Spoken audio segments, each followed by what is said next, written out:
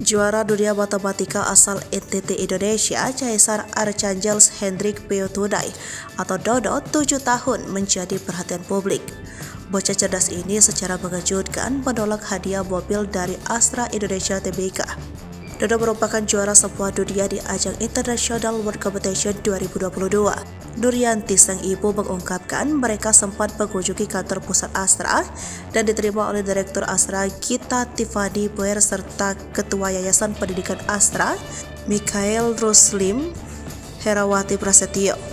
Menurut Nuryanti, Dodo sempat diminta memilih mobil sebagai hadiah, namun putranya menolak. Karena menolak hadiah mobil, Dodo pun diberi bonus oleh Astra menginap di hotel selama 3 hari dan berjalan-jalan keliling Jakarta. Nuryanti dan putranya sempat mengunjungi beberapa tempat, salah satunya Monas. Sebelumnya, sang ibu juga mengungkapkan bahwa Dodo sempat menolak hadiah laptop dari Menteri Pendidikan Kebudayaan, Riset dan Teknologi Nadiem Makarim. Dodo memilih mendapatkan beasiswa daripada menerima laptop dari sang menteri setelah menghadiri sejumlah undangan di Jakarta dan bertemu dengan Menteri Nadiem. Nuryanti mengaku dia dan Dodo akan kembali ke Kupang pada Senin 30 Januari 2023 pagi.